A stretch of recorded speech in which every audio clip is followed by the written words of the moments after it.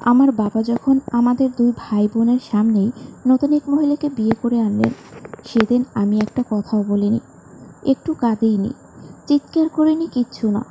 ছোট ভাইটা অনেক ছোট, কিছু বোঝে না তেমন। বাড়িতে নতুন মানুষ দেখে গগন বিদায় কান্নাকাটি করে। ফলস্বরূপ নতুন একজন মহিলাকে দেখেও চিৎকার করে কাঁদতে থাকে। বাবা সেদিকে একটু তাকালেন, কিছু বললেন না তেমন, শুধু দাদিকে ইশারা করলেন রনিকে ভিতরের ঘরে নিয়ে যেতে। নতুন বউয়ের সামনে কোনো সিন ক্রিয়েট তিনি চান না। অন্যদিন হলে রনির কান্নার জন্য বাবা আমাকেই চর মেরে বসতেন, ও কেন কাঁদছে। দাদি খুব ভয় পান তার ছেলেকে। কোনো কথা না বলে রনিকে ভিতরে নিয়ে গেলেন তিনি। আমি দরজার কোণে ঠায় দাঁড়িয়ে থাকলাম। বাবা ভুরু কুঁচকে আমার দিকে তাকিয়ে বলো, এভাবে খুঁটির মতো দাঁড়িয়ে আছো কেন? উনি তোমাদের মা, আজ থেকে ওনাকে ছোটো মা বলে ডাকবে। এখন যাও, ওনাকে সালাম করো। আমি অবাক হয়ে বাবার দিকে তাকালাম। মাত্র 4 মাসও হয়নি আমার মা আমাদের ছেড়ে চলে গেছেন। দিনের পর দিন বাবার অবহেলার জন্য একটা মানুষ মৃত্যুর কোলে ঢলে পড়েছিলেন। এই কয়দিনের মধ্যে আবার বিয়ে করে এসে তাকেই কিনা মা বলে ডাকতে বলছেন আমাকে। আমাকে চুপ করে থাকতে দেখে বাবা এবার একটু রেগে যান, তার চোয়াল শক্ত হয়ে ওঠে। আমি বুঝতে পারি বাবার রাগ উঠছে। রাগ বেশি উঠলে তার পরিণাম কি হতে পারে তাও আমার ভালোই জানা আছে। তিনি আমাকে বিভিন্ন শাস্তি দিতে পছন্দ করেন। সারা রাত আমাকে অন্ধকারে বাথরুমে আটকে রাখার রেকর্ডও তার আছে। আগে মা বাঁচাতো, নিজে মার খেয়ে আমাকে বাঁচাতো। মা চলে যাওয়ার পর থেকে কেউ বাঁচাতে আসে না আমাকে। রনি ছোট, দাদি তো জমের মতো ভয় পায় তার ছেলেকে। বাড়ির কাজের লোকগুলো তো বাবার ছায়াও মারায় না। কেউ আর বাঁচানোর থাকে না আমাকে শাস্তির হাত থেকে। আমি জানি আজকের এই ঘটনার জন্য আবার বাবার রোষানলে পড়তে হবে আমাকে। কিন্তু যাই হয়ে যাক, আমাকে যাই শাস্তি দিক না কেন, আমি আমার মায়ের জায়গা অন্য কাউকে মেনে নিতে পারবো না। ছোট মা ডাকা দূরে থাক, ওনার সাথে কখনো কথা বলতে যাওয়াই ইচ্ছে নেই আমার। কি হলো কি, কথা কানে যাচ্ছে না? তুমি জানো না এক কথা বারবার বলতে আমার ভালো লাগে না? বাবার চিৎকারে আমি একটু কেঁপে উঠলাম। একটু ভয় ভয়ও করছে। নতুন একজন মহিলার সামনে কি তিনি আমার গায়ে হাত তুলবেন? আমি শক্ত হয়ে দাঁড়িয়ে আছি, এক পাও নড়লাম না। আচ্ছা থাক, ছোট মানুষ, আস্তে আস্তে ঠিক হয়ে যাবে। আপনি জোর করবেন না এভাবে প্লিজ। আমি মাথা নিচু করে দাঁড়িয়েছিলাম। হঠাৎ মিষ্টি একটা গলার স্বর শুনে চমকে উঠে তাকালাম উপরের দিকে। বাবার নতুন বউ আমার হয়ে কথা বলছেন, কিন্তু উনি তো আমার সৎমা। আমি জানি সৎমায়েরা কখনো ভালো হয় না। আমাদের স্কুলে একটা মেয়ে পড়ে, ওর আসল মা মারা যাওয়ার পর ওর বাবাও একটা বিয়ে করে আনে। ওর সৎমাকে খুব মারে, ঠিকমতো খেতে দেয় না। যদিও ওর বাবা খুব ভালো, আমার তো তাও না। নিশ্চয়ই এই মহিলাও তেমন হবে। আজ প্রথম দিন দেখে একটু ভালো সাজছে হয়তো। আমি মুচকি হাসলাম ওনার দিকে তাকিয়ে। করুণা করছেন আমাকে? দেখো রুনা, আমার মেয়েকে আমি এভাবে শাসন করি। তুমি নতুন মানুষ এই বাড়িতে, আমার উপরে কথা বলতে যাবে না। আমি যা বলবো তাই হবে। আচ্ছা বেশ, কিন্তু এখন এসব প্লিজ বন্ধ করেন। আমার খুব টায়ার্ড লাগছে, আমি রেস্ট করব। আমার ঘরটা দেখিয়ে দিন। আমি একটু কেঁপে উঠলাম ওনার শেষ কথাটায়। ওনার ঘর? ওনার ঘর মানে তো আমার মায়ের ঘর, যেই ঘরে এখনো মায়ের গন্ধ লেগে আছে। মায়ের ছোঁয়া আছে সব জিনিসে। সেই ঘরে আজ থেকে উনি থাকবেন। মায়ের গন্ধ মুছে যাবে। তীব্র কান্না ঠেলে আসতে চায় ভিতর থেকে। গলার কাছে শক্ত হয়ে কষ্টটা আটকে থাকে। আমি দাঁতে দাঁত চেপে কান্না আটকানোর চেষ্টা করি। বাবা ওনাকে ভেতরে নিয়ে যেতে যেতে আমার দিকে রক্তচক্ষু নিয়ে তাকালেন। সেই চোখ দিয়ে আগুন ঝরছিল, কিন্তু আজ কেন জানি বাবার ওই চোখকে আমার একটুও ভয় করছে না। কারণ ভয়ের চেয়ে কষ্টটা বেশি চেপে ধরেছে আমাকে। খুব মনে পড়ছে আজকে মায়ের কথা। কেন আমাকে সাথে করে নিয়ে গেল না মা? কেন এই নিষ্ঠুর পৃথিবীতে আমাকে একা রেখে মা চলে গেল? আমি আর থাকতে পারলাম না। বাবা ওনাকে নিয়ে চলে যেতেই আমি ধপ করে মেঝেতে বসে পড়লাম। দুই হাঁটুতে মুখ গুজে নিঃশব্দে কাঁদতে লাগলাম আমি। এই বাড়িতে যে শব্দ করে কাঁদাও নিষেধ। প্রতিটা নিঃশ্বাসে বাড়িতে বাবার অনুমতি নিয়ে ফেলতে হয়। একটা ধরাবাঁধা ছকের মতো আমাদের জীবন আটকানো। সকালে আমি স্কুলে যাওয়ার জন্য তৈরি হচ্ছিলাম, যদিও আজ স্কুলে যাওয়ার একদম ইচ্ছে নেই। বাসার এই পরিস্থিতি, রনিকে রেখে একটু যেতে ইচ্ছে করছে না। কিন্তু সামনে আমার এসএসসি পরীক্ষা। এই সময় প্রতিদিন স্কুলে উপস্থিত থাকতেই হবে। এমনিতেও পড়াশোনার অবস্থা একটু ভালো না মা চলে যাওয়ার পর থেকে। এখন আবার বাড়িতে অন্য ঝামেলা, ফেল না করলেই হয়। তোমার অন্যটা ঠিকমতো বাঁধা হয়নি, আমি বেঁধে দেব? আমি চমকে উঠি পিছনে তাকালাম। ইনি আমার ঘরে? আপনি এখানে? হ্যাঁ, কেন, রাগ হয়েছে আমি আসায়? না। তাহলে এভাবে চোখ মুখ কুঁচকে আছো? দেখে মনে হচ্ছে রাগ করছো। আমি দেখতেই এমন, স্বাভাবিকভাবে থাকলে আমাকে এমনই দেখায়। বলা শেষ করতে না করতে দেখি ভদ্রমহিলা হাসতে হাসতে গড়িয়ে পড়ছেন। চোখে পানি চলে এসেছে তার হাসতে হাসতে। কি এমন বললাম এত হাসির? তুমি বেশ মজার কথা বলো তো। আমি উত্তর দিলাম না, এমনিতেই দেরি হয়ে যাচ্ছে, এর মধ্যে ওনার এত কথা শোনার সময় নেই আমার। তুমি বেশ সুন্দর দেখতে, একদম তোমার বাবার মতো। আমি একটু টিটকারি সূচক হাসলাম। মোটেই না, আমি আমার মায়ের মতো দেখতে। আমার মা খুব সুন্দরী ছিলেন। তাই বুঝি? আমার চেয়েও সুন্দরী? এবার তো আর ভালো লাগছে না। উনি কি আমার মায়ের সাথে নিজেকে তুলনা করা শুরু করে দিয়েছেন? আসতে না আসতে ঘর সংসার সব দখলের চিন্তা। আমি আবার পেছন ঘুরে ওনার দিকে তাকালাম, ওনার চোখে চোখ রেখে তাকালাম। গলার স্বর যথাসম্ভব ঠান্ডা রেখে বলা, জি, আপনি সৌন্দর্যে আমার মায়ের ধারে কাছেও নন। আপনার মতলব কি আমি বুঝি না ভেবেছেন? কেন একজন বিপত্তিক পুরুষ যার ছেলে মেয়ে আছে তাকে বিয়ে করেছেন এত কম বয়সে? বুঝি না আমি? মহিলা অবাক হয়ে আমার দিকে তাকালেন, যদিও তার চোখে বিস্ময়ের সাথে কৌতুকও আছে। ঠোঁটে মিটমিট হাসি। উনি আমার মতোই ঠান্ডা স্বরে বলেন, কেন করেছি? আমি কিছু বলতে যাব তার আগেই দাদি এসে দরজার সামনে দাঁড়ায়। তার চোখে মুখে ভীতি। নীরা, তুই এখনো যাসনি? আর বৌমা, তুমি এখানে কি করছো? আমি ভদ্রমহিলার দিক থেকে চোখ নামিয়ে বললাম, এখনই বের হব দাদি, তুমি রনিকে দেখে রেখো। না খেয়েই বের হবে? টিফিন নিয়েছো? আমি আবারও তাকালাম ওনার দিকে। আচ্ছা বেহায়া মহিলা তো, এতগুলো কথা শোনালাম, তারপরও কিভাবে কথা বলছে। বৌমা, তুমি নতুন তো, তুমি মনে হয় জানো না, ও বাড়ির কোনো টিফিন পছন্দ করে না। বড় বৌমাও কখনো টিফিন দিতে পারিনি ওকে, বাইরে থেকে কিনে খায় সব সময়। সে এতদিন যা করেছে করেছে, আজ থেকে আর এসব করা যাবে না। আমি সকালে রুটি তরকারি করেছি, ওটাইও নিয়ে যাবে। বাইরের খাবার বেশি খাওয়া যাবে না, বাইরের খাবার আনহেলদি। নীরা, তুমি চটপট করে রেডি হয়ে চলে আসো, আমি তোমার টিফিন গুছিয়ে দিচ্ছি। এই বলে ভদ্রমহিলা দ্রুততার সাথে বেরিয়ে গেল। আমি যেন হতবাক হয়ে গিয়েছি, এতটাই যে চোখের পাতা ফেলতেও ভুলে গিয়েছি। কে এই মহিলা? একদিন আসতে না আসতে শুরু করে দিয়েছে। রাগে আমার শরীর কাঁপছে। আমি দাদির দিকে তাকালাম, দেখলাম উনি হতবিহ্বল চোখে আমার দিকে তাকিয়ে আছেন, কারণ উনি খুব ভালো করে জানেন তার নাতনি তার ছেলের কাছ থেকে চাণ্ডালের মতো রাগ পেয়েছে। আমি কোনো কথা না বলে মেন দরজার সামনে এসে জুতোর ফিতা বাঁধতে শুরু করলাম। বাবা টেবিলে বসে ব্রেকফাস্ট করছে, আমার দিকে না তাকিয়ে বলো, টিফিনে টাকা নিয়েছো তো? আমি কিছু বলতে যাব তার আগে ভদ্রমহিলা টিফিন বক্স গুছিয়ে আমার হাতে দিল। নাও, বাগে ঢুকিয়ে নাও। আমি একবার ওনার দিকে তাকালাম, আরেকবার বাবার দিকে তাকালাম। বাবাও বেশ অবাক হয়ে তাকিয়ে আছে সেদিকে। কি হলো, দেরি হয়ে যাচ্ছে তো তোমার, ব্যাগে ঢুকিয়ে নাও এটা। দাদি রনিকে কোলে নিয়ে ততক্ষণে এসে দাঁড়িয়েছেন। উনি শুধু ভয় পাচ্ছেন আমি যেন সেই রাগ না দেখাই, যে রাগে তার ছেলে পর্যন্ত ঠান্ডা হয়ে যেতে বাধ্য। যদিও সবসময় সেই রাগ আমার ওঠে না, আমি চাইলেও না। আমি শান্ত স্বরে বললাম, আপনাকে আগেও বলা হয়েছে বাড়ির টিফিন আমি নিই না। কেন জোর করছেন এতবার? বাইরের খাবার খেতে খেতে শরীরের কি অবস্থা করেছো বলো তো? এত মোটা হয়ে গেলে শরীরে বিভিন্ন রোগ বাসা বাঁধবে। আজ থেকে আমি যেভাবে রুটিন করে দেব সেভাবে চলবে। বাবা ততক্ষণে আমাদের পাশে এসে দাঁড়িয়েছেন। আমতা আমতা করে বলেন, থাক না, ওকে জোর করো না। এই নাও নীরা, টাকাটা রাখো, কিছু কিনে খেয়ে নিও, কিন্তু মনে রেখো ভাজা পোড়া কিছু খেও না, ভালো কিছু খেও। আমি কোনো দিকে না তাকিয়ে ভদ্রমহিলার দিকে তাকিয়ে আছি, ওনার উদ্দেশ্যটা বোঝার চেষ্টা করছি। কি চাচ্ছেন উনি? হঠাৎ করে উনি সো মেরে বাবার হাত থেকে টাকাটা নিয়ে নিলেন। ঘটনার আকস্মিকতায় সবাই হতভম্ব। আমি জলজলে দৃষ্টিতে তাকিয়ে আছি। বাবাও অবাকের শেষে। কি করলে এটা? টাকাটা নিয়ে নিলে কেন? ও আজ থেকে বাসার খাবার খাবে, এটাই ফাইনাল। তোমার সমস্যাটা কি? তুমি এত কথা কেন বলছো? তুমি কি ওর মা? না, আমি ওর সৎ মা। ইদানিং ভদ্রমহিলা বড্ড আমাদের পরিবারের সব ব্যাপারে নাক গলানো শুরু করেছে, যেটা আমার একদম পছন্দ হচ্ছে না। তিনি আমার বাবার স্ত্রী, তার অধিকার আছে সংসারের উপর, ঠিক আছে, কিন্তু আমি আর রনি ওনার সন্তান নই। আমাদের ব্যাপারে এত খবরদারি আমার ঠিক পছন্দ হচ্ছে না। রনির অনেক রকম অভ্যাস ছিল, সে আগে ভাত খেতে চাইতো না একদম। আমার মা শেষমেশ হাল ছেড়ে দিয়েছিল। রনি যে খেতে চাইতো তাই দিত, কিন্তু আজকাল আমি বেশ অবাক হয়ে খেয়াল করছি নতুন ভদ্রমহিলা রনিকে ভাত খাওয়ায়, রনিও দিব্যি খেয়ে ওঠে। ওনার এসব আচরণ আমার ঠিক সুবিধা লাগছে না কেন জানি।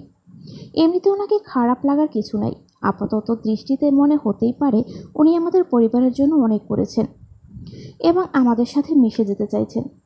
সবাই এমনটাই বলবে ওনাকে দেখে। কিন্তু ছোটবেলা থেকে আমার ষষ্ঠ ইন্দ্রিয় বেশ প্রখর। আমি কথা কম বলি, তবে আমি বোকা নই। এমন অনেক কিছু আমি বেশ আগে থেকে বুঝতে পারি, যেটা কিনা কেউ ধারণাও করতে পারে না এই সময়। আমি জানি না এটা কেন হয়। আমি চাইও না এমন হোক আমার সাথে। আমি সবার মতো স্বাভাবিক হতে চাই, কিন্তু আমি না চাইতেও এসব আমার সাথে ঘটে। আমার মায়ের মৃত্যুর আগেও ঠিক এমন কিছু বুঝতে পেরেছিলাম, আমি যা এখনও কাউকে বলতে পারিনি। সেদিন সন্ধ্যায় আমি আমার ঘরে বসে পড়ছিলাম। পরীক্ষার বেশি দেরি নেই, তাই এক মনে বসে পড়ছিলাম আমি। খুট করে দরজা খোলার শব্দ শুনে বুড়ো কুঁচকে তাকালাম আমি।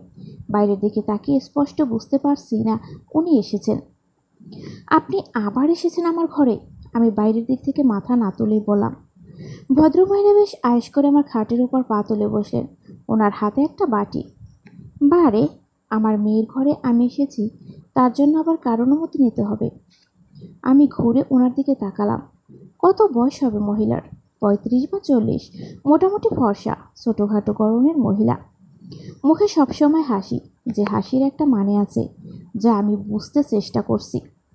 শোনো নীরা, আমি শুনেছি তোমার মায়ের অনেক লম্বা চুল ছিল। তোমার চুলগুলো অনেক সুন্দর, কিন্তু যত্নের অভাবে কেমন নষ্ট হয়ে যাচ্ছে। এই যে বাটিতে নারকেল তেল এনেছি, তোমার চুলে লাগিয়ে দেবো এখন। আশ্চর্য, আপনাকে কি বলেছি আমি আমার চুলে তেল দেওয়ার দরকার? কেন এসেছেন? দেখুন, আমার সামনে পরীক্ষা। দয়া করে এভাবে ডিস্টার্ব করবেন না আমাকে। মহিলার মুখে তখনও হাসি। মিটমিট করে হাসতে হাসতে বলেন, তোমার বাবার বন্ধু হাশেম সাহেব এসেছেন। তোমার বাবা ডাকছেন তোমাকে। যাও, দেখা করে এসো। আমার চোখ মুখ মুহূর্তেই রক্তশূন্য হয়ে গেল ওনার কথা শুনে। হাত পা কাঁপতে শুরু করলো থরথর করে। আমার ফ্যাকাশে মুখের দিকে তাকিয়ে আবার একটু হাসলেন উনি। কি ব্যাপার নীরা, তোমার হাসিম আঙ্কেলের কথা শুনে এভাবে চুপ হয়ে গেলে যে? তোমার বাবা ডাকতে আসছেন তোমাকে। এই মুহূর্তে আমি মহিলার মুখের দিকে তাকিয়ে আমার মনে হলো উনি আমার বিশেষ অনেক কিছু জানেন। আমি ওনার দিকে শীতল চক্ষু দিয়ে তাকালাম। উনি নির্বিকার। জ্বর শক্ত করে বললাম, কে আপনি? কেন? তোমার সৎমা। ওনাকে কিছু বলতে যাব, তার আগেই দরজায় টোকা পড়ল। নীরা, রুমে আছো? আমি উঠে দাঁড়িয়ে বললাম, জি বাবা। বাবা ঘরে ঢুকে ওনার দিকে তাকালেন। রুনা, তুমি এখানে কি করো? এই এসেছিলাম মেয়ের সাথে একটু গল্প করতে। যাই হোক, নীরা, তোমার হাসিম আঙ্কেল এসেছে, তোমাকে ডাকছেন। আমি চোখ মুখ শক্ত করে বললাম, আমি যাব না, আমার পড়া আছে। নীরা, তোমাকে আগে অনেকবার আমি বলেছি, মুখে মুখে তর্ক করা একদম পছন্দ না আমার। মাত্র 5 মিনিটের মধ্যে রেডি হয়ে আসবে, সুন্দর করে সেজে। আমার জন্য আবার ডাকতে আসতে না হয়। আমি রেগে গেলে কি হতে পারে জানো তো? আমি তো বললাম আমি যাব না ওনার সামনে। তোমার যা করার তুমি করতে পারো। বেশ কিছুক্ষণ বাবা কোনো কথা বললে না। ভদ্রমহিলা দাঁড়িয়ে কাহিনী দেখছেন আমাদের। নীরা, তুমি কি চাও তুমি যে শাস্তিগুলো পাও, রনিও তেমন শাস্তি পাক? আমি ভয়াবহভাবে কেঁপে বাবার দিকে তাকালাম। তার চোখ রক্ত লাল। বাবা কি তবে আমাকে ব্ল্যাকমেল করছে? রনিকে শাস্তি দেওয়ার ভয় দেখিয়ে আমাকে দিয়ে সব কাজ হাসিল করবে? এখন আমি কি করব? বাবা আমার দৃষ্টি উপেক্ষা করে বলেন, you have only 5 minutes, just 5। এই বলে শব্দ করে দরজা লাগিয়ে উনি চলে গেল। আমি ধপ করে বসে পড়লাম। আমাকে এখন কে বাঁচাবে? তবে কি মায়ের সাথে যা হয়েছে আমার সাথেও তেমন কিছু হতে চলেছে? বাবা তার সন্তান, নিজের রক্ত, তার সাথেও এমনটা করবে? হঠাৎ কাঁধে কারো হাতের ছোঁয়া পেয়ে আমি একটু চমকে উঠি। সন্তর্পণে চোখ থেকে আসা 2 ফোঁটা পানি মুছে ফেলি। কি, তেল দিবে চলে? দিয়ে দেব? আমি কোনো কথা বললাম না। আমি জানি না এই মহিলাকে, কি তার উদ্দেশ্য। তবে এই মুহূর্তে আমার নিজেকে বাঁচানোর জন্য ওনার কথা শুনতে হবে। ভদ্রমহিলা আমাকে জব করে চুলে তেল লাগিয়ে দিলেন। আজ অসহ্য রকম কষ্ট হচ্ছে। খুব বেশি মনে পড়ছে আমার মাকে। মা নিজের জীবনটা নষ্ট করে দিয়ে আমাকে আগলে রেখেছেন এতদিন, কিন্তু এখন কিভাবে বাঁচবো আমি এই নরক থেকে? তেল দেওয়া চুল শক্ত করে খোপা করে দিলেন উনি। সস্তায় একটা সালোয়ার কামিজ পরে মাথায় ওড়না দিলাম। আয়নার সামনে দাঁড়িয়ে একটু সাহস হলো আমার। আমাকে দেখতে খুবই খারাপ লাগছে, তবে আমি জানি না কাজ হবে কিনা এতে, কারণ হাসম নামক লোকটা একটা নরকের কীট। আমার মায়ের সব অনেক চেষ্টাই করেছে তার হাত থেকে বাঁচতে, কিন্তু কখনো কি পেরেছে? শেষ পর্যন্ত মৃত্যুটাকেই তার বেছে নিতে হলো। কি ভাবছো নীরা? আমার পিছনে এসে দাঁড়িয়েছেন উনি। আমার আপনার সম্পর্কে অনেক কিছু জানার আছে। আমার মনে হয় না আপনি কিছু না জেনেই এ বাড়ির বউ হয়ে এসেছেন। কে জানিয়েছে আপনাকে? কে আপনি? ভদ্রমহিলা আবারও সেই রহস্যের হাসি হাসল। আমি এক দৃষ্টিতে তাকিয়ে সেই হাসি দেখলাম। হঠাৎ বাইরের ঘর থেকে বাবার চিৎকার করে ডাক শুনে ধাতস্থ হলাম। ওনার দিকে তাকিয়ে বললাম, উত্তর আপনাকে দিতে হবে, আজ হোক বা কাল। আগে নিজেকে বাঁচাও নীরা। আমি জানি তুমি তোমার মায়ের মতো বোকা নও। তুমি বুদ্ধিমতী। কিভাবে নিজেকে বাঁচাতে হবে খুব ভালো করেই জানো তুমি। আমি কিছুই বললাম না, চুপ করে দাঁড়িয়ে থাকলাম। উনি আমার কাঁধে হাত দিয়ে পড়েন। রনি বা তোমার দাদিকে নিয়ে ভয় পেও না, তোমার বাবা কিচ্ছু করতে পারবেন না ওদের। আমার কি উচিত হবে ওনাকে ভরসা করা? কিন্তু এই মুহূর্তে তা না করা ছাড়া আমার কী বা করার আছে? বসার ঘরের দরজার সামনে এসে দোয়া ইউনুস বুকে ফু দিলাম। আমার মা আমাকে বিপদে এই দোয়া পড়তে বলেছেন। আস্তে করে পর্দা সরিয়ে ভিতরে তাকালাম। অসভ্য হাসি মারা আমার বাবা দুইজন মুখোমুখি হয়ে ভীষণ হাসি ঠাট্টায় মগ্ন। এই নরকের কীটটাকে আমি প্রায় 4 মাস পর দেখলাম। এই অসভ্যটার জন্য আমার মামাদের ছেড়ে চলে গেছেন।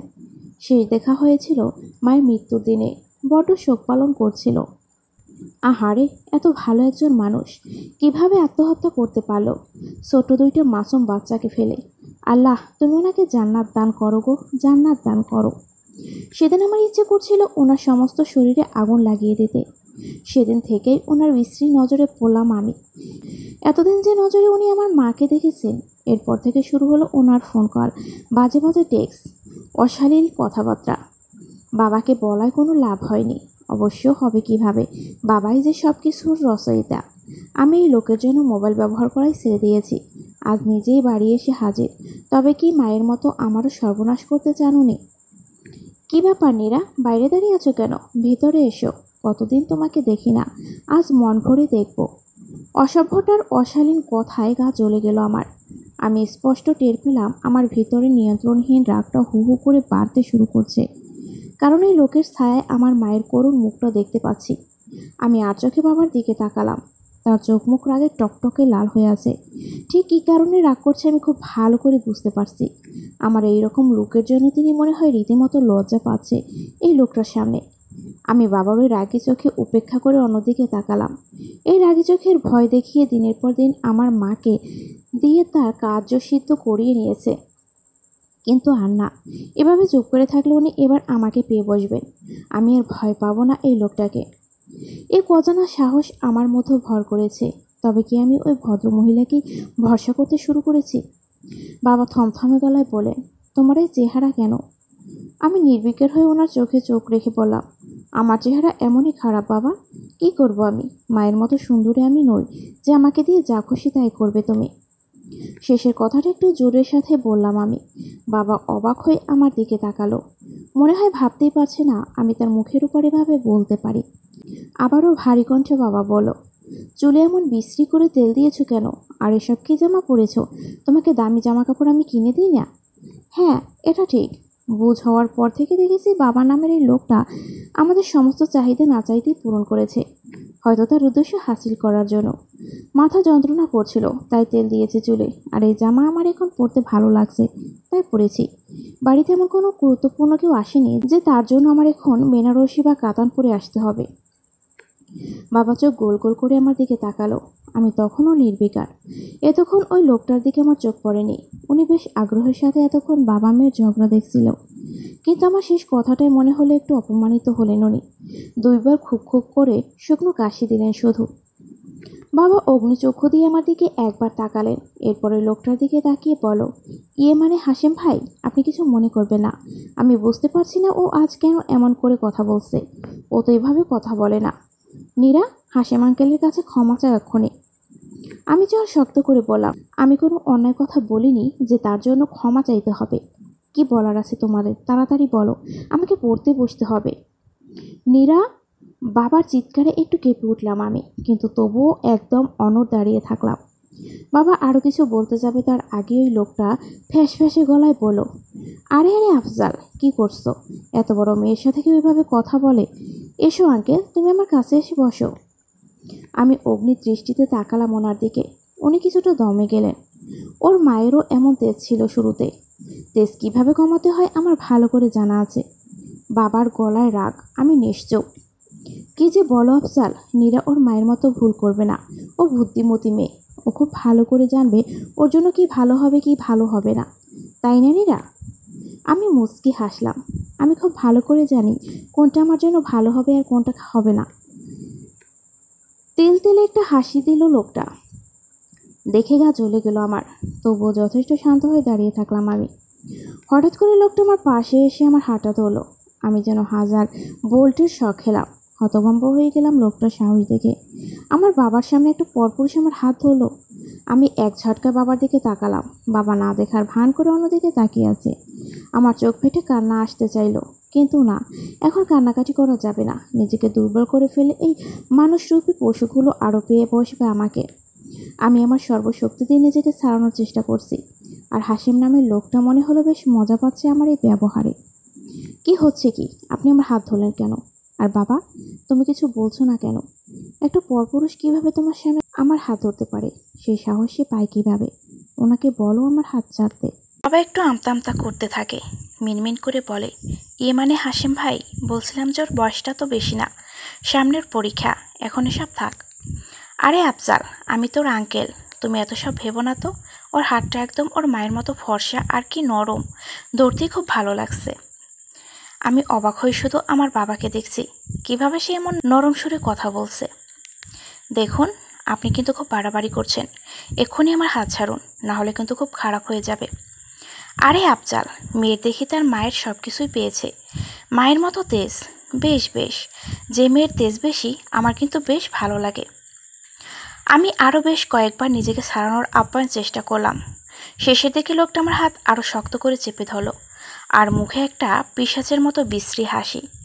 আমি আর থাকতে পারলাম না, সর্বোচ্চ শক্তি দিয়ে ওনার মুখে থুতু ছুঁড়ে মারলাম। ঘটনার আকস্মিকতায় হতভম্ব ওরা দুইজন, আর আমি কাঁপছি থরথর করে। আমার ভিতরে নিয়ন্ত্রণহীন রাগটা হু হু করে বাড়ছে আবার।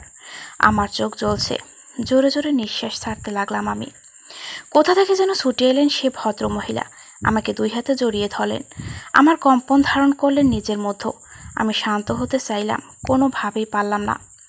বাবা যেন কথা বলতে ভুলে গিয়েছে, আর এই অসভ্যটার দিকে তাকানো যাচ্ছে না। চোখে আগুন ঝরছে তার। নীরা, কি করলে কি তুমি এটা? তোমার মা পর্যন্ত সাহস করেনি কখনো এই কাজের। তোমার এত সাহস কিভাবে হয়? এক্ষুনি ক্ষমা চাও হাসিম আঙ্কেলের পা ধরে। নীরা কোনো অন্যায় করেনি যে ক্ষমা চাইবে। এই লোকটাই নীরার সাথে অসভ্যতামি করার চেষ্টা করেছে। ও শুধু নিজেকে বাঁচিয়েছে, আর কিছু না। ক্ষমা চাইতে হলে উনি চাইবে নীরার কাছে। আমি অবাক হয়ে ভদ্রমহিলার দিকে তাকালাম। কেন জানি বড্ড মাকে মনে পড়ছে আজ ওনার দিকে তাকিয়ে। যদিও মায়ের সাথে ওনার কোনো মিল নেই। আমার মা ছিলেন ভুবন ভোলানো সুন্দরী, যে সৌন্দর্য হয়েছিল তার কাল। রুনা, তুমি এতক্ষণ আড়ি পেতেছিলে? দুদিন আসতে পারলে না, এত সাহস কে দিয়েছে তোমাকে? এখন আবার ওকে উস্কে দিচ্ছ? ছাড়ো ওকে, ওর ক্ষমা চাইতেই হবে হাসিম ভাইয়ের কাছে। থাক আফজাল, এখন আর ক্ষমা চাওয়ার কোনো দরকার নেই। তোমার মেয়েকে বলবে তেজ থাকা ভালো, তাই বলে এতটা নয়। এর শেষ আমি দেখে ছাড়ব। আবার আসবো আমি। আর তোমার মেয়ে সোজা না হলে তোমার অবস্থা কী হবে এটা ভালো করে জানো তুমি। খুব তাড়াতাড়ি আবার আসবো আমি। হাসিমকে রাগানোর ফল তোমাদের পেতে হবে। এই বলে ধূপধাপ করে পা ফেলে অসভ্যটা বেরিয়ে গেল। বাবা ছুটল তার পিছু পিছু। আমি আর থাকতে পারলাম না, হাউমা করে কাঁদতে কাঁদতে মাটিতে বসে পড়লাম। আমার সৎমাও মাটিতে বসে আমাকে জড়িয়ে তোলেন। হঠাৎ বসা থেকে উঠে দাঁড়ালাম আমি। উনি উঠে দাঁড়ালেন আমার সাথে। কি ব্যাপার নীরা, কোথায় যাচ্ছ? দাদির কাছে। নীরা, সব কথা পরে হবে। তোমার শরীরটা এখন ভালো না। শরীর বেশ গরম, মনে হচ্ছে জ্বর আসবে। এখন তোমার ঘরে চলো, রেস্ট নিবে। বাকি সব কথা পরে হবে। আমাকে আটকাবে না, ওনার কাছে আমার আজ শোনার আছে কিভাবে আমার বাবা নিজের রক্তের সাথে এমন করতে পারে, নিজের মেয়েকে একটা জানোয়ারের হাতে তুলে দিতে পারে। আজ আমাকে শুনতেই হবে। নীরা, এসব পরে জানবে। এখন আমার সাথে ঘরে চলো।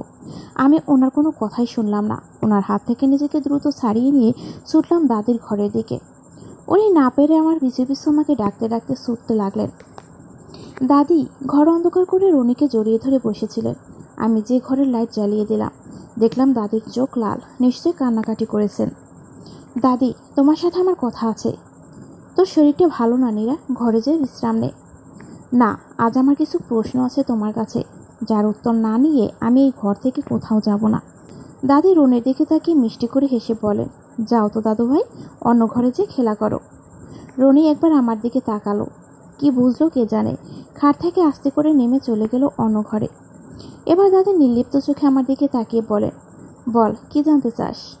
আজ হোক কাল হোক, তুই যে আমার কাছে এসে প্রশ্ন করবি আমি খুব ভালো করে জানতাম। মনে হচ্ছে সেই দিন চলে এসেছে। ততক্ষণে উনি এসে আমার পাশে দাঁড়িয়েছেন, আমার হাতটা চেপে ধরলেন শক্ত করে। মা, একটা কথা বলবো আমি? ও এখনও অনেক ছোট, সামনের পরীক্ষা, তাছাড়া ওর শরীরটা ভালো না। এমন কিছুকে জানাবেন না যা জেনে ওর মধ্যে অস্থিরতা শুরু হয়ে যায় আর নিজের সত্তাকেও ভুলে যায়। আমি অবাক হয়ে পুরো কুচকে তাকালাম ওনার দিকে। মাত্র কয়দিন এসে উনি আমার ব্যাপারে কী এমন জানেন যা আমি জানি না? কে জানিয়েছে ওনাকে? কি ব্যাপার, কি এমন কথা? আমাকে বলতেই হবে তোমাদের? না বৌমা, ওকে জানতে দাও। এই নিষ্ঠুর পৃথিবীতে ওকে একা চলতে হবে। নিজেকে শক্ত করুক। ওর জীবন বাকি 10টা মেয়ের মতো সরল নয়, এটাও বুঝুক। এতদিন ওর মা ছিল, বুঝতে হয়নি, এখন বুঝতে হবে। আমি কি ওর মা নই? আমি কি ওকে আগলে রাখতে পারবো না? দাদি একটু হাসলেন, সেই হাসিতে বিষাদ। আমি কিছুই বুঝতে পারছি না কী নিয়ে কথা বলছেন ওনারা। বল বোন, কি জানতে চাস তুই? বাবা কিভাবে পারলো দাদি নিজের মেয়েকে, নিজের রক্তকে একটা পরপুরুষের হাতে তুলে দিতে? নিজের মেয়ের সম্মান এভাবে কোনো বাবা শেষ করে দিতে চায়? আমার মা এতদিন সব সহ্য করেছে, তাই বলে আমাকেও? কেন দাদি? দাদি অনেকক্ষণ শূন্যর দিকে তাকিয়ে চুপ করে বসে থাকলেন। আমি অসহিষ্ণু হয়ে একবার দাদির দিকে, আরেকবার ওই ভদ্রমহিলার দিকে তাকালাম। এরপর দাদি ভাসা ভাসা চোখে আমার দিকে তাকিয়ে বলেন, নিজের রক্ত না বলেই তোর বাবা পেরেছে রে বোন। সারা ঘরে পিনপতন নীরবতা, সবাই মুখ থমথমে করে দাঁড়িয়ে আছে। আমি নিজের কানকে বিশ্বাস করতে পারলাম না। একটু আগে দাদি যা বলেছে, নিশ্চয়ই আমি ভুল শুনেছি। আমি হালকা হেসে পরিবেশটা স্বাভাবিক করার চেষ্টা করলাম। দাদির কাছে যে দাদির হাতে হাত রেখে বললাম, দাদি মজা করো না তো, এখন এখন কি মজা করার সময় বলো?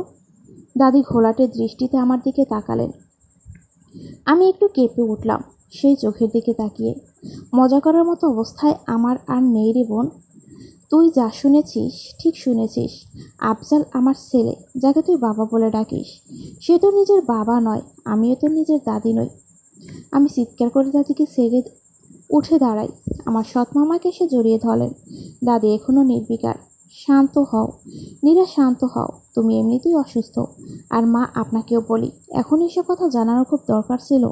ওর শরীরটা খারাপ, গায়ে জ্বর, এখন এত কিছু কিভাবে সহ্য করবে ও? ওকে শক্ত হতে হবে বৌমা, এত নরম হওয়া ওর যাবে না। ওর মায়ের সাথে হওয়া সব অন্যায়ের বিচার করতে হবে ওকে। আমি কাঁপছি থরথর করে।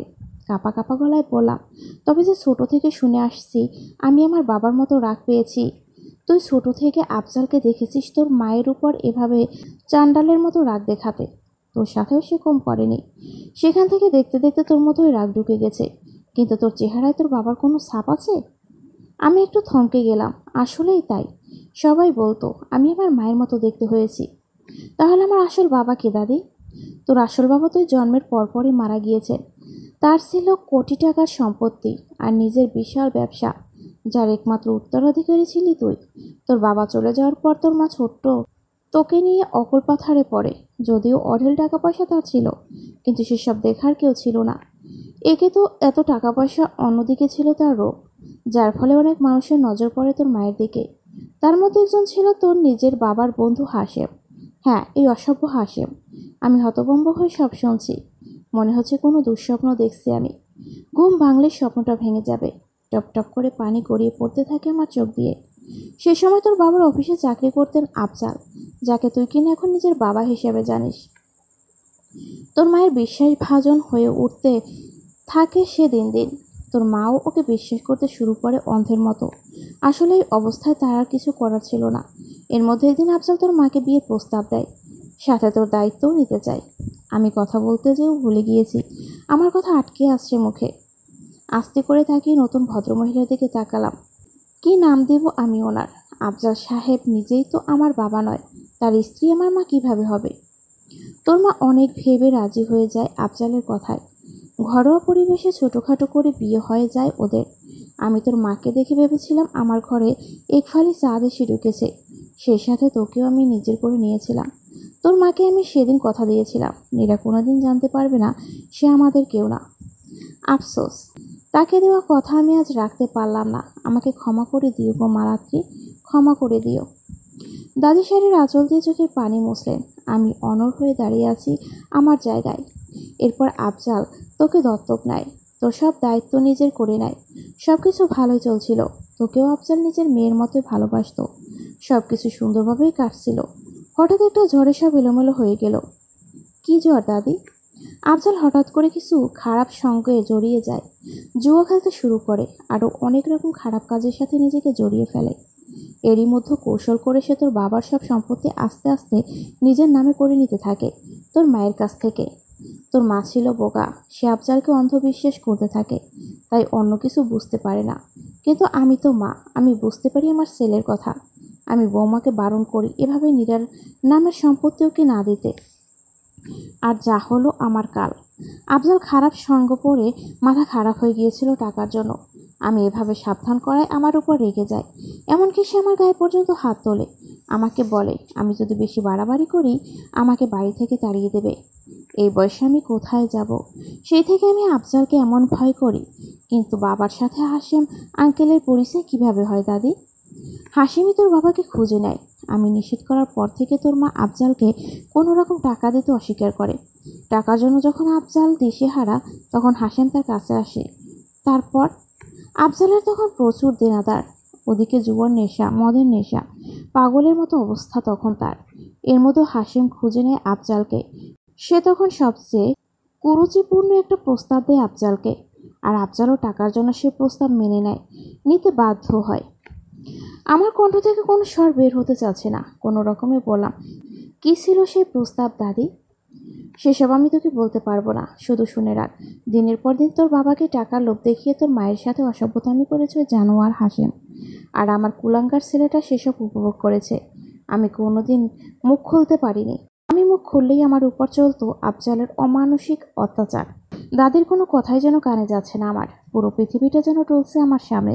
যে কোনো মুহূর্তে ভারসাম্যহীন হয়ে পড়বো আমি। আফজাল নামক লোকটার উপর ঘৃণায় বারবার অস্থির হয়ে উঠছি আমি। ইচ্ছে করছে এখনই বিশ্বাসটাকে। কিন্তু দাদি, মা কেন আইনের আশ্রয় নিল না? অর্থবল থাকতেও কেন সে দিনের পর দিনের শাস্তি মেনে নিল? কে বলেছে সে আইনের আশ্রয় নেয়নি? সে পুলিশে ধরিয়ে দিয়েছিল আফজালকে, কিন্তু হাশেম অত্যন্ত দুরন্ত একটা কীট। ও আফজালকে ছাড়িয়ে এনে সে কৌশল করে। তারপর আফজাল তোর মায়ের সামনে তোকে দিত বিভিন্ন ধরনের শাস্তি। তোর মা আর যাই হোক তোর কষ্ট সহ্য করতে পারতো না। অনেকবার আফজালকে ডিভোর্স দিতে চেয়েছিল সে, কিন্তু এই আফজাল আর হাসিম মিলে শখটা এমনভাবে সাজিয়েছিল তারা সবসময় তোর মাকে হাতের পুতুল করে রেখেছিল। পরে রনি হলো, তোর মায়ের পায়ে পরানো হলো আরও এক প্রস্ত শেকল। তোর মায়ের বাপের বাড়ির দিকেও এমন কেউ ছিল না যে তাকে বাঁচাতে পারে। এক বুড়ি আমি। তোর মা শুধু ছুটে ছুটে আমার কাছে আসতো, মা আমাকে এই নরক থেকে আপনি বাঁচান, এই সম্পত্তির কিছু চাই না আমি, শুধু আমার ছেলে মেয়েকে নিয়ে এখান থেকে চলে যেতে চাই আমি, আপনি ব্যবস্থা করে দিন। কারণ সে সময় তোর মাকে একরকম বন্দি করেই রাখা হতো এই চার দেওয়ালের মধ্যে। বাইরের কারোর সাথে কোনো যোগাযোগ করতে দেওয়া হতো না। শেষের দিকে তোর মা মানসিক রোগীর মতো হয়ে গিয়েছিল, তোর মনে আছে বোধ হয়। এক রাতে সে আমার কাছে এসে বলো, মা আপনি তো কিছুই করতে পারলেন না আমার জন্য, তাই নিজেই আমি নিজেকেই নরক থেকে উদ্ধার করব। আমার ছেলে মেয়েগুলোকে আপনার কাছে রেখে যাচ্ছি আমি, আপনি ওদের দেখবেন। আমি সেদিন ভেবেছিলাম হয়তো ও এমন কোনো একটা প্ল্যান করেছে এ বাড়ি থেকে মুক্তি পাওয়ার। আমি খুশি হয়েছিলাম, কিন্তু কে জানতো সে এভাবে তার মুক্তি খুঁজে নেবে। এইটুকু বলে দাদি থামলো। এরপর হাউমাউ করে কাঁদতে কাঁদতে আরও যেন কি বলতে লাগলো। আমার কানে গেল না কিছু সেসব। আমার সামনে দুনিয়াটা ঘুরছে অদ্ভুতভাবে। আমি আর নিজেকে সামলে রাখতে পারলাম না। দেওয়াল চেপে নিজেকে দাঁড় করানোর চেষ্টা করলাম, কিন্তু পারলাম না। হঠাৎ আমাকে এই অবস্থায় দেখে উনি ছুটে আসলেন আমাকে ধরতে, কিন্তু তার আগেই আমি মাথা ঘুরে পড়ে গেলাম। জ্ঞান হারানোর আগে আধবোঝা চোখে আমি দেখলাম আমার মায়ের মতো কেউ আমাকে কোলে তুলে নিল। আহারে, কেন জানি ওনার গায়ের গন্ধটাও আমার বড্ড পরিচিত মনে হলো। আচ্ছা, তবে কি এই গন্ধ আমার মায়ের? আর কিছুই মনে নেই আমার। কতক্ষণ পর আমার জ্ঞান ফেরে আমি জানি না।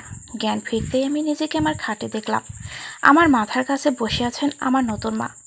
নতুন মা কথাটা ভাবতেই আমি নিজের মধ্যে একটা শখ খাই।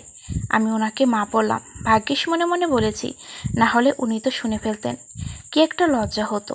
উনি আমার মা কীভাবে হবেন? উনি এই আফজাল নামক পশুটার স্ত্রী, আর ওই লোকের সাথে আমার কোনো সম্পর্ক নেই। এই পৃথিবীতে কেউ নেই আমার আপন। আমি একা, এই পৃথিবীতে আমি একা।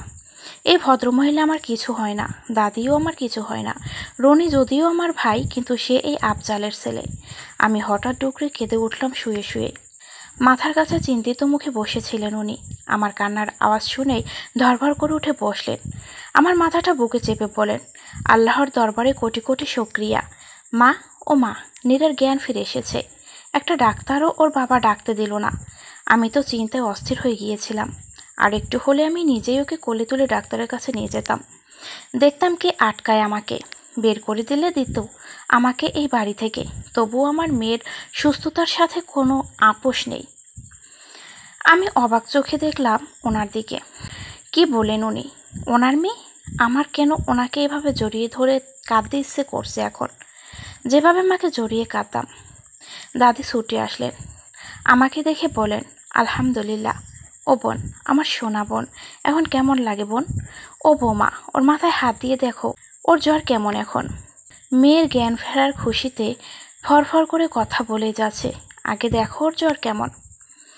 জ্বর নেই মা, দেখেছি আমি, কিন্তু ওকে দেখে মনে হচ্ছে ওর শরীর খুব দুর্বল। দেখেন না কিভাবে তাকিয়ে আছে। ওকে এখনই কিছু খেতে দিতে হবে। আচ্ছা, মা ছাড়া কি কখনো কেউ এতটা বুঝতে পারে? সত্যি খিদায় আমার প্রাণ ছটফট করছে। আমি ওনাকে মনে মনে ধন্যবাদ দিলাম। মনের মতো বললেও আবার লজ্জা পেয়ে গেলাম। আপনি ওর কাছে বসেন মা, আমি ওর জন্য খাবার নিয়ে আসি। উনি ছুটে উঠে যাচ্ছিলেন। আমি পিছন থেকে হঠাৎ করে ওনার শাড়ির আঁচলটা টেনে ধরলাম। উনি হতভম্ব হয়ে আমার দিকে তাকালেন, পেছন ঘুরে। দাদিও অবাক হয়ে তাকিয়ে আছে। আবার আমার পাশে বসলেন উনি। মিষ্টি করে হেসে আমার মাথায় হাত বুলিয়ে দিয়ে বলেন, কিছু বলবেন এরা? আমার শক্তি নেই কোনো কথা বলার। আস্তে আস্তে ফিসফিস করে বললাম, আপনাকে কি আমি আন্টি বলে ডাকতে পারি? আমি চেয়েছিলাম আমি বলবো আপনাকে মা বলে ডাকতে চাই আমি, কিন্তু ভিতর থেকে কিছু একটা বাধা পেলাম। আবারও সুন্দর করে হাসলেন উনি। আমি একটু লজ্জা পেলাম। আন্টি কেন, মা বলে ডেকো। আপনি তো আমার মা নন। এই বাড়ির কেউ আমার কিচ্ছু হয় না। এই বাড়িতে আমি একা একটা আকান্তক ছাড়া আর কিছুই না। নীরা, দাদি চিৎকার শুনে তার দিকে তাকিয়ে ছোট করে হাসার চেষ্টা করলাম আমি। দাদি ভুল কিছু বলেছি? দাদি কোনো কথা না বলে মুখ শক্ত করে অন্যদিকে ফেলেন। আমি জানি এখন উনি বসে বসে কাঁদবেন। সারা জীবন শুধু কাঁদতেই দেখলাম মানুষটাকে। বেশ, তুমি আমাকে আন্টি বলেই ডেকো। যেদিন জানতে পারবে আমি তোমার কে, না হয় ডেকো আমাকে মা বলে, যদি তুমি চাও। কে আপনি? কেন, তোমার সৎমা? ওহ দুঃখিত, তোমার রুনা আন্টি। এই বলে অদ্ভুত করে হাসতে লাগলেন উনি। হাসিটা এত পরিচিত লাগছে কেন আমার।